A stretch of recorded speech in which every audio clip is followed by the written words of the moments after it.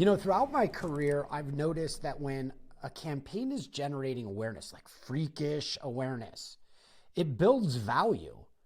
And then it transforms that audience into customers who then eventually, if you do it right, become raving evangelists. And I've always considered this like magic marketing moment. Like I feel it, I can see it when it's happening. And I get all excited because there's an invisible force of momentum at play. Let me give you a little example. When I launched my new site 20 years ago, I quickly started generating audience. Before I knew it, we were getting 36 million visitors a year on zero ad dollars. It was the early days when you really could go viral. Then when I launched Breast Cancer Answers, we generated 6 million views in 1 year and 1.1 million followers. And now, well, my book just launched this week and it became a #1 bestseller. And I'm seeing it the same thing. I've always thought what I was watching was marketing momentum, but my friend Scott A. Martin has a much better way of explaining it. In his new book, Ground Swell, The Unseen Wave of Business Growth. And Scott is going to be joining me right after these words. This podcast is brought to you by the WireBuzz team. Now, if that name sounds familiar, it's because I've spent the past decade growing WireBuzz into a digital marketing powerhouse designed to maximize clarity in complex sales processes so we can help accelerate revenue. And we do this in 3 phases. Phase 1, we transform your website to function like your best salesperson, and then also incorporate persuasive on-demand sales videos. Now your entire team is aligned on messaging and they're injecting massive clarity into your prospect's head. So your site looks great, but it also has engaging content that helps your team sell on demand 24/7. The next phase, phase 2, we train your sales and marketing teams to sell remotely or in person to expand the impact of your sales team. And the third phase is we develop and run targeted ads to your prospects. Scale those ads to help you achieve more business results. Sign up for the WireBuzz Company newsletter to learn more about effective and simple ways to improve your company messaging, attract more digital attention, and ultimately make more sales. I'm joined right now by marketing superstar, my friend, the author of the new hit book, Ground Swell, Scott A. Martin. Thanks for joining me, bro, on the Toddcast. Shaka, how you doing, man? Good I good love intro. The Shaka. It's actually something I do all the time, but it ends every whenever I do a meeting with clients and stuff, I always try to go, hey, hold on, we gotta do a Shaka, and I screen grab it. I've been doing it for years, and I'm gonna create like this compilation of all the Shakas over the years.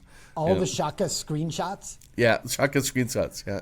All right, so you guys, look, this is Scott's book. Let me show it to you. It's right here in my grubby hands, and we're going to break it down. I want to tell you about, Scott and I have been talking over the years, and I've been following his stuff online, and Scott and I are both, we've been mentored by the greatest life and business strategist of all time, Tony Robbins, and one day I'm at Business Mastery and I'm training. Scott, I don't even know if I ever told you this. And I'm training and I walk down onto the floor and I'm like talking to the audience and I see Scott's face and I'm like, wait, he's super familiar to me. And I looked at his badge while I'm babbling on in front of the audience. I'm like, yo, that's Scott A. right there.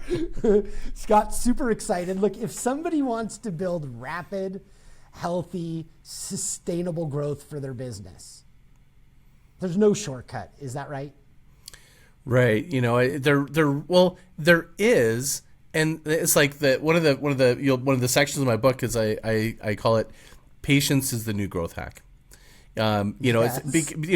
Being successful doesn't necessarily mean everything has to be slow, but I argue, there's this great thing that Tony was talking about just the other day on Business Mastery, which is effective versus efficient. When most people want to do marketing, they're always trying to quickly go to efficient, and effective has to happen before efficient. Do you want speed or direction? And so ground swelling is about direction and effectiveness. Then you add the speed. So it's not that it's necessarily slow. It's sometimes it requires a slow start to begin to really make the impact. And I call that the build phase at the very beginning.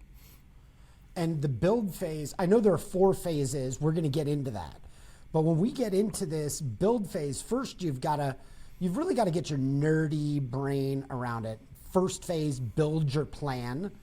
And why is this, like, I always look at this as strategy and like rolling up your sleeves and starting to lay out your own digital or marketing blueprint. How do you see build your plan? Well, I got to tell you how I came about it, because it kind of lays a little bit more groundwork. Because most people are going to go, well, that's not really new. That's not that interesting, right?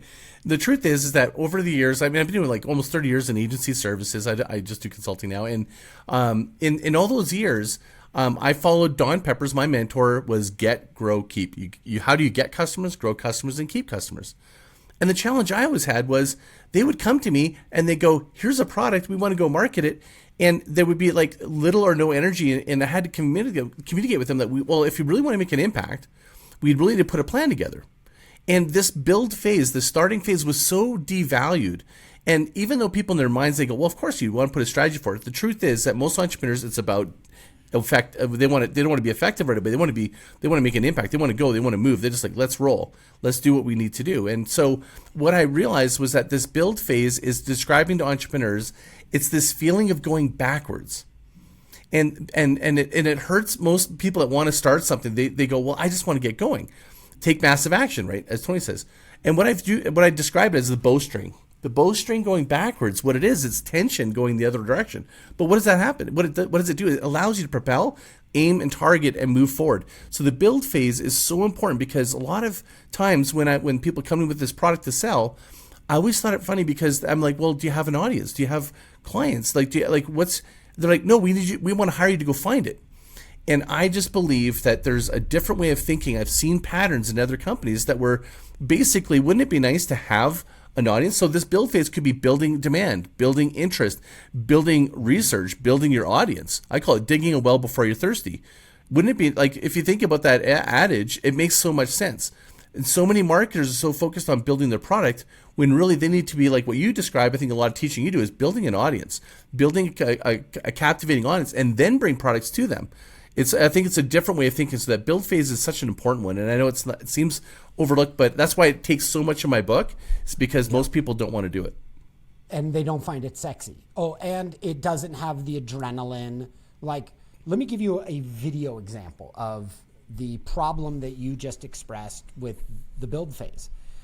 So when we're detailing out a digital marketing project, but we're also going to put the video in there, most people are like, cool, let's have fun. Let's grab our cameras and let's go and shoot. And we're like, no, let's build out the plan of what needs to be in that video before we actually show up on production day. And then the next thing that happens is most people get excited on production day thinking they're about to get creative, but the creative part's already happened in the build phase. We're just executing, right? So it's like people have it in a different way, but I think one of the after the build phase comes giving value without expectation. And when I'm training live audiences, or when I'm adding content on social every day, my primary premise is I want to be helpful, so helpful that I earn the next view. And I want to look at it like helpful's the new viral. Talk to me about giving value without expecting anything in return, and why that's such an important altruistic way to start a relationship. It honestly, it changes everything. Think of a relationship. If you're really about building relationships, it's like, the order of things is reach, relationships, revenue. And people want to skip over the relationship part. They want to get right to the revenue. And if you think of any relationship, if the energy of starting with a give, and give doesn't mean free. Give can mean, I look back at Dropbox. There was Sean Ellis, who's, you probably know Sean Ellis, right? He wrote Hacking Growth, good friend of mine. He endorsed the book, and he's one of the top scientists in the world. And he's the one that totally changed Dropbox vision, where they took money off the table from marketing, advertising, trying to get customers. He interviewed the top customers that couldn't live without it and realized that they are sharing it. And what he did was he used those marketing dollars as a give. This was the beginning of the freemium models that we see today, which is he gave you more storage whenever you gave the gift to someone else. He made them advocates, and they got to become the givers. They became the sales force. So in essence, that gave birth to this freemium model, or the puppy dog close. And we start with the give. So that could be giving your audience value. Starting with that is also a different energetic push in terms of your sales and your marketing. When you're going out, and I call it invite, delight, reward, when you're giving an invitation to somebody and you're going, look, I want to give you something. Think of all the times that your salespeople are trying to ask. You're trying to get something. It changes everything. So at the creative table, when you're creatively creating your messaging and marketing, if you frame it as give, is what are we giving the audience? What value are we giving to the world?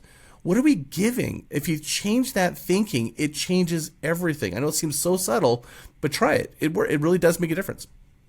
It also frames up you're adding value to the point where they're going to bang on your door and say, hey, I need to hire you to do something, because the person that gets hired today is not the one who has the most experience. It's the one who's best known. And the more we give, right? I mean, you're following. The way we give allows us to become exponentially known. And that's how we start building that reach into a relationship that eventually turns into revenue. You buy all that, don't you? I'll just give you one little piece that's like a little secret sauce of that is, you and I were talking about it before, referral.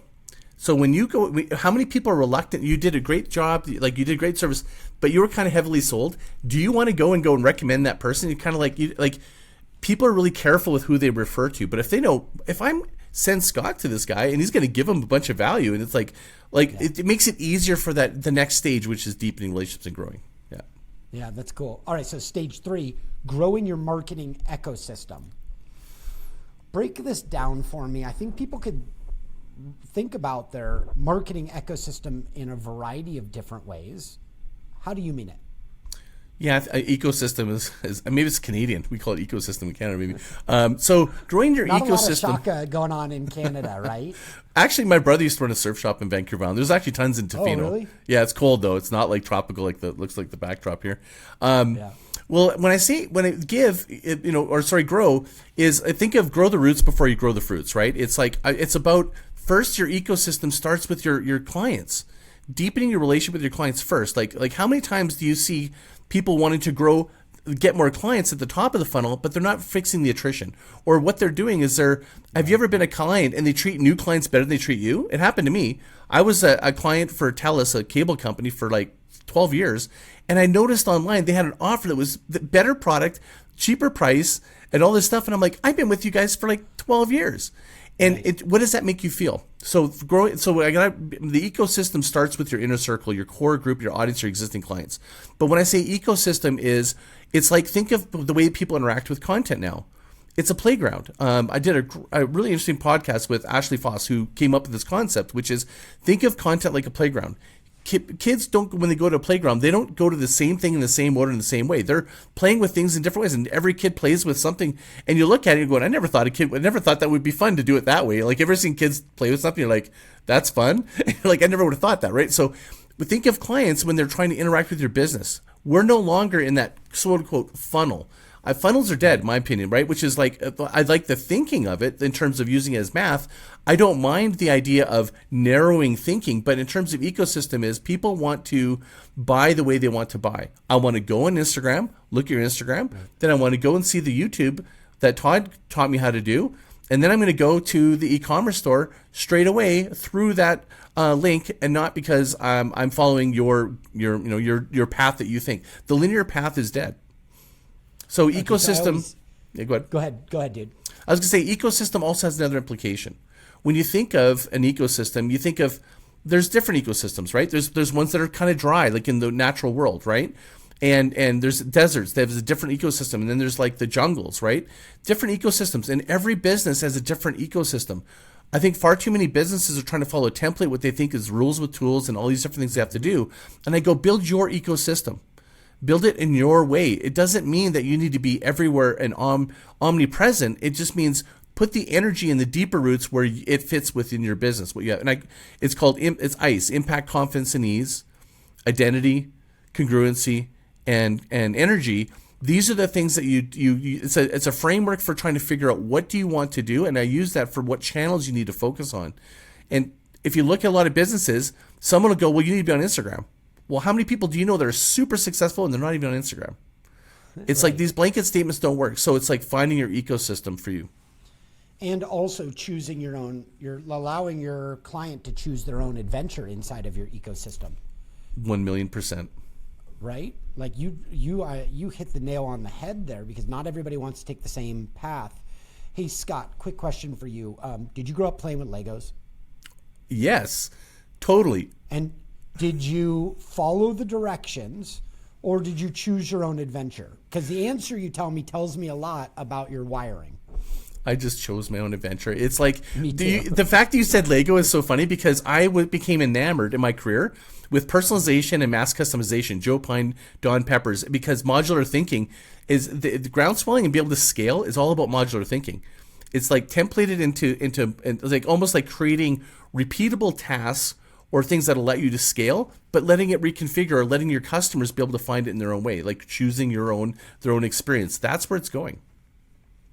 I think that's where it's going. And I also think studying that customer to see the paths that they take helps you to create those paths and make them easier while reducing friction for them. Like, I think it's difficult for staff to be nimble enough to allow clients to choose their own adventure, but that also is how you become that trusted advisor, right? You transform your customers into advocates by helping them achieve their ultimate outcome. I know that's your fourth point here. Break this down.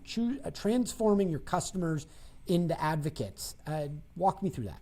I'm going to put one step back. That's going to lead into this. Yes. The one step back is what you said has been my long-standing sort of like vision of the ecosystem in building, which is make it frictionless, right? Make it easy for your customers. It makes total sense, right? When I gave the book to Joe Pine, he corrected me. We got on a Zoom and he goes, "Scott, this actually is inaccurate." And I'm like, "What do you mean? It makes total sense." And you'll even see in the book, I got the frictionless and the boat and stuff. But you'll notice I had another little excerpt from Joe Pine. He's the author of The Experience Economy, and my mentor and one of mine anyways. And he goes, "Scott," he goes, "think of it as like, it's not everybody, you don't want to be frictionless." He goes, "Think Disneyland as an experience, right? You want it to be frictionless when you in line and trying to get in there, but you want it to be not frictionless in terms of time well spent." When people are so focused on moving people through your business, like you think, well, everybody just wants to get their sub and go out. What they're missing is what like Starbucks has done, is creating an experience where you want to stay. So when you think of that sort of, it's a duality a little bit, is think of what's the experience that's time well spent. Make it frictionless with things that matter to your clients. So interviewing your clients and finding what they want, but finding opportunities to make it time well spent. And that actually, like, think about the way you've taught people. And I got to edify you, like your training in business mastery is phenomenal. What you're showing is going how to be captivated where people will want to pay attention and stay with them. That's time well spent. You're not making videos to go, here you go, blah, blah, blah, and out you go. You're going, hey, you want them to pay attention, to absorb, to then take action. So I just want to make that point because that leads up to this next phase. And the next phase is, it's called transform. And I'll break it down this way. It's really simple. It's three steps, okay? This last phase is based on when I said, and at the beginning I said it's about get, grow, keep. That's what it was built on. That's how I built my career. This last one, keep, it's based on loyalty. And I realized that when I was at a Tony Robbins event, something happened to me. And I'm going to go through the steps that my experience with Tony Robbins, because I think it's something you can relate to. The first step is move. So when I heard the quote, "Life's happening for me," it moved me. Right? When you think of products and services and anyone that's in business, you're moving energy. You're moving people from one product to another. You're moving across the street to buy your Haagen-Dazs. You're moving your hand from a Right Guard over to an Old Spice. That's moving. It's moving energy, but that's the basic. That's foundational level. It's like Bain's value chart, right? It's like the bottom foundational thing. It's like you have to have it or you're not going to move, right? The next stage is I read his book. Awaken the Giant Within. It changed me. Yes. That's where word of mouth lives. Most people talk about agent of change. You want to be an agent of change. Moving people from a PC to Apple, moving from what I call interrupting people to magnifying and bringing people to you. Right? Like that's where change lives. So when I read that book, I actually told people that this changed my life. It was word of mouth. That's where most businesses are trying to go there. Right?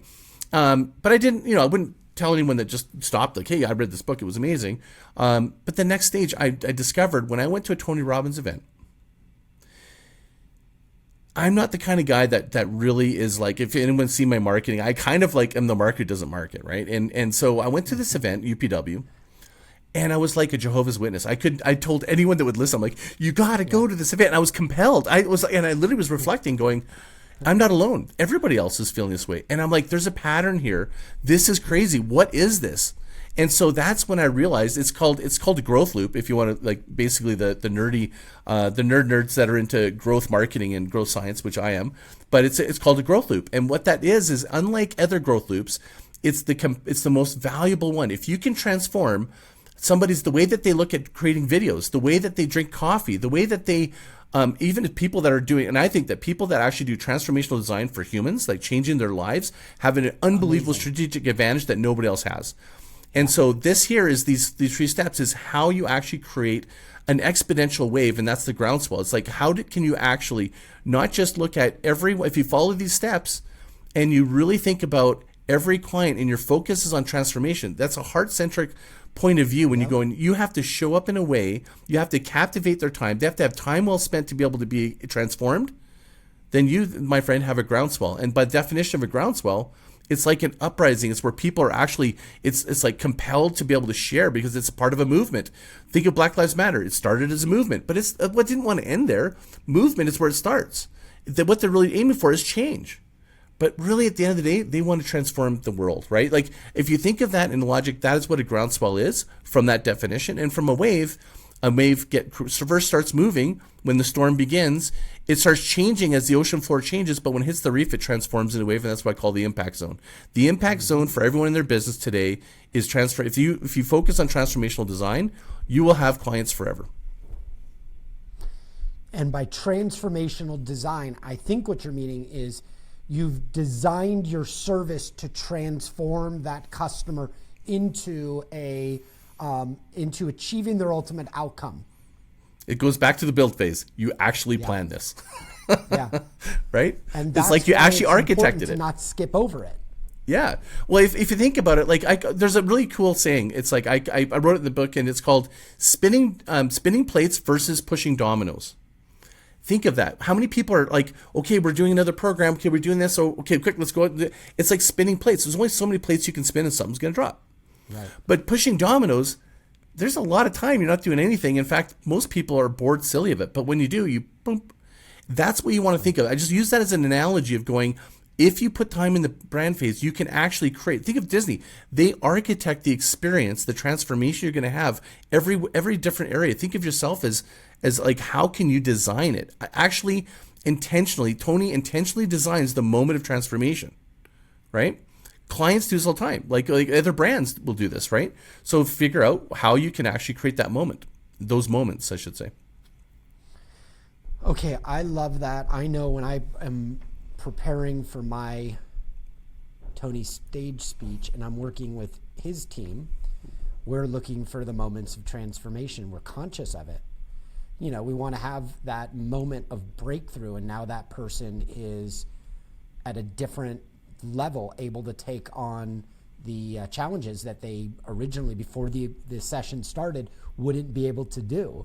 And that's a life changer for people. And that also, for your marketing team or your company, becomes a life-changing experience for your staff, because they feel the ground swelling that's happening. I think about surfing often in marketing.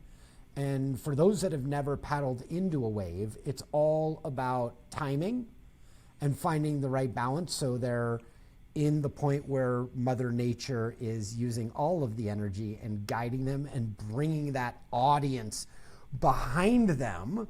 And so where do you nerd out on the forces of nature that come into play, and they're invisible, but marketers see them, but most people don't even give 2 seconds to evaluate it, but it's the force that makes the marketing work or not?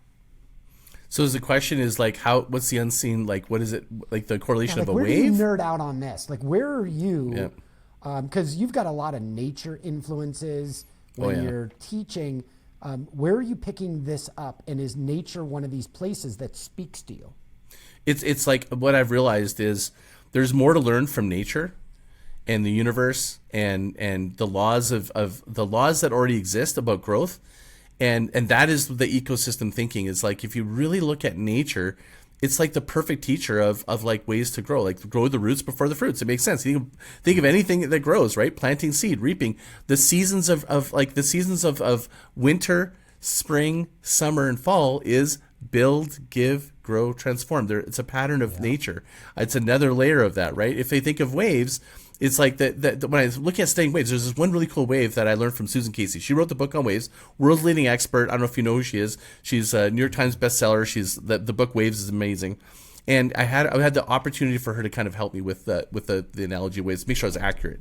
And she told me of this wave that I asked her, I go, tell me about the soliton wave.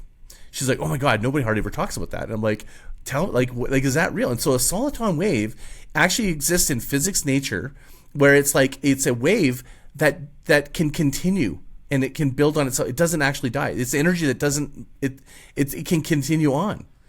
It actually exists in physics and nature. And in nature, they first discovered like in 18 something where there's this freestanding wave in the canal in somewhere in England, and it didn't move. It didn't stop. It didn't die. It's like, what is this, right? And so if you think the soliton is you, it's like actually the thing about the soul, the person, right? Is like the real benefit here of groundswell is the power of a groundswell is when you are energized, when you're focused on. So think of yourself as a storm. You're the storm. You're really clear about what you want, your why, and your epic outcome is the destination that we'll call it the reef, right?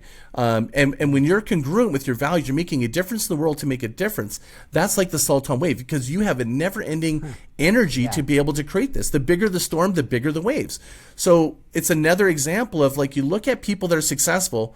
It's businesses and brands like Apple to Tony Robbins. They're leader-led. They're people that had congruency. That's the storm moving in the same direction. If you look at waves, when the wind comes, remember that movie Castaway, and the waves were all kind of crazy? Sure. Well, that was because the wind was kind of going every direction. It just began. That's like the start of your plan, right? But when the wind stays in a sustained direction, what happens? These chaotic waves start linking up. It's like people. It's making a movement, right?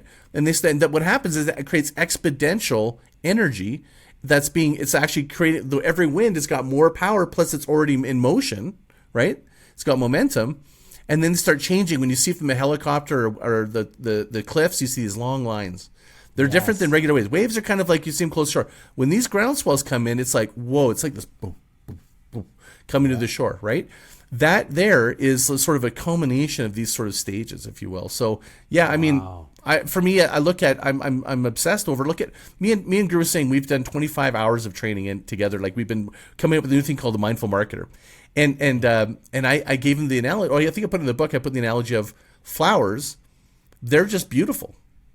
And hummingbirds come to them. And Guru Singh said to me, he goes, nature, it's like, it's wrong of you. You're against nature if you don't actually market yourself.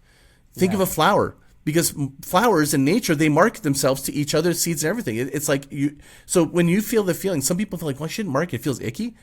Think of nature. Nature markets, like, Right. The peacock markets, the flower does. They all do. I live in Scottsdale, Arizona, top of one of the mountains. And we just had all of our cactus just bloomed. And my wife and I actually saw that when the flowers bloom, the bunnies come up to the flowers. Think of it like this, microphone. And they come up to the flower and they like drink inside the flower like it's a smoothie bar or something. And it's the most fascinating thing, but that's marketing. That flower is saying, come here and feed off of me.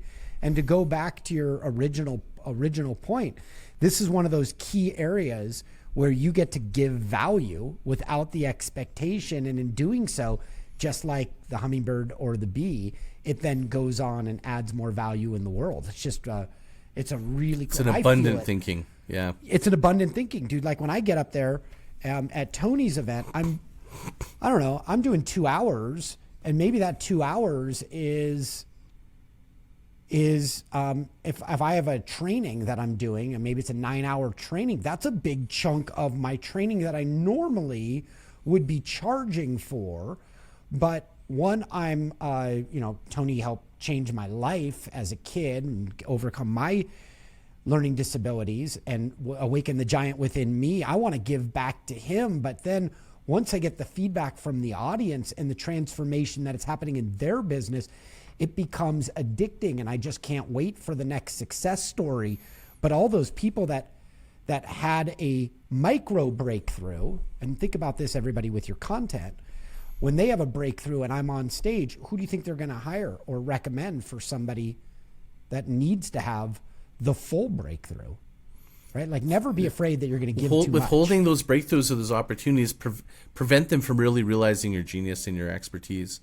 It really is like, and what we're talking about, I believe, is sort of a bit of a bigger unspoken sort of like my stated, dream, if you will. My moonshot is to transform advertising and marketing from this like painful eyesore and being interrupted and annoying to, I call it transforming business as usual into business as beautiful, right? Like, why can't marketing be a beautiful, enjoyable experience? Like, you think of somebody that's marketing a yoga studio about being present and being stuff and so forth, and then they do these really aggressive marketing tactics. That's not congruent, right? It's like, but how can you? So I think people, what they believe is there's so much cultural and systems like the social channels that condition us to focus on attention getting and focus on these tools.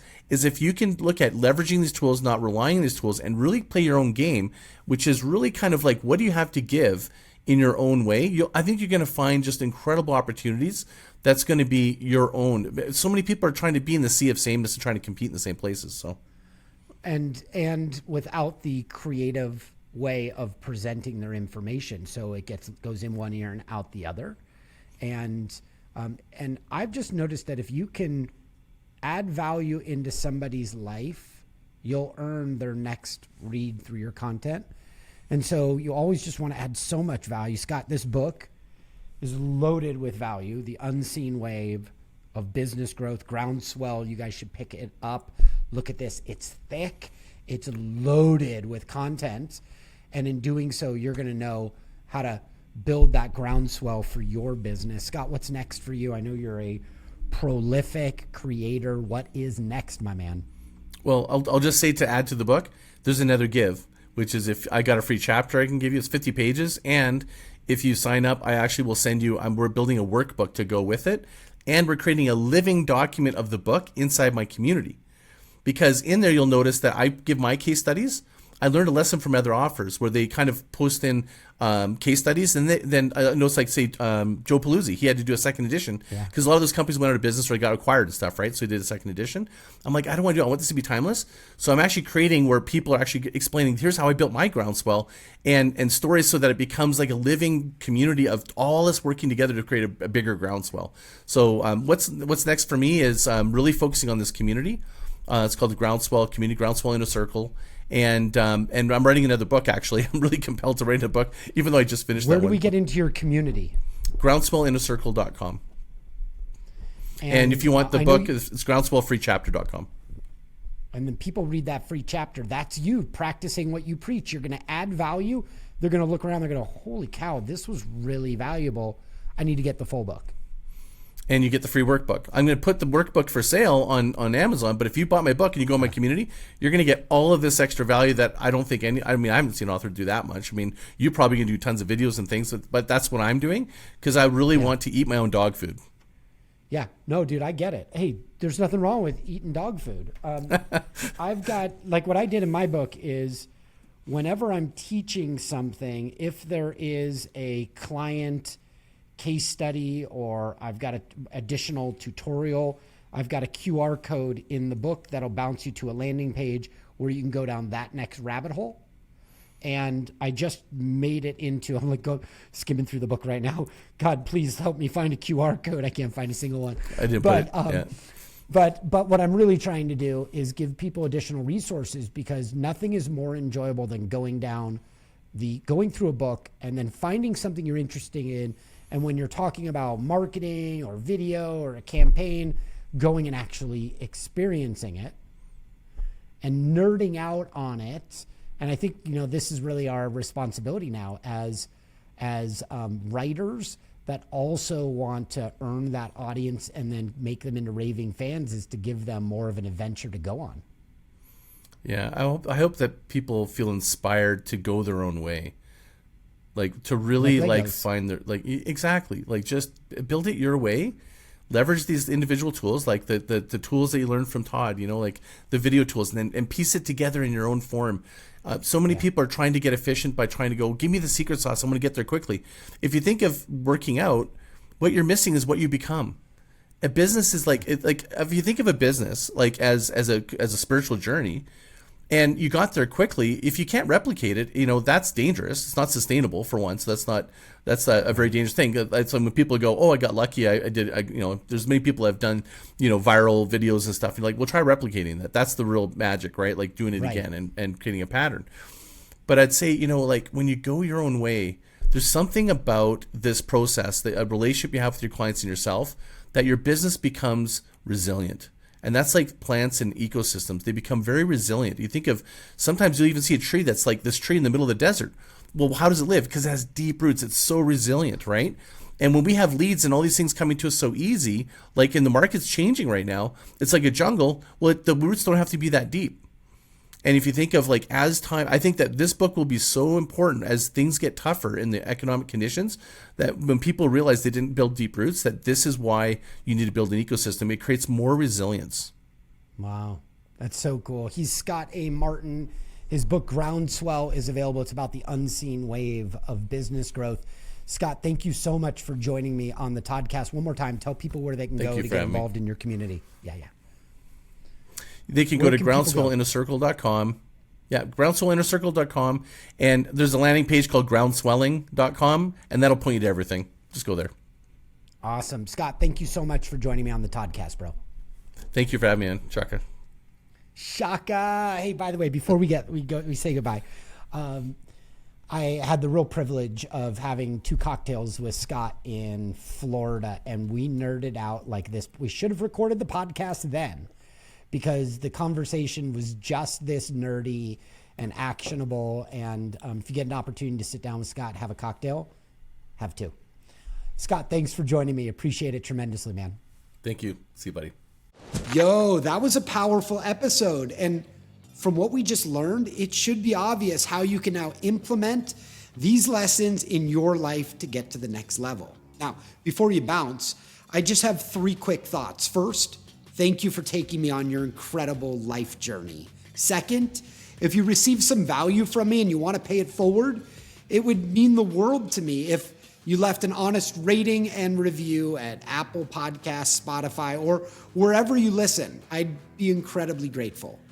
And lastly, if you share this episode, whether it be a screenshot or a photo from where you're listening, anything via Instagram stories or LinkedIn, Facebook, or any of the social media sites, just tag me and the guest. I'll repost your content and I'll reply back in the comments because I love mixing it up. In fact, I'd love to share your shout outs in my feed too. Not only are these shout outs really good for you and for me, but they also help us book more amazing guests because they'll be able to see the reach that you're helping to cultivate. This is a way for you to help contribute to the show. So thank you again for listening, and I look forward to earning a regular spot inside that ear of yours. Let's grow.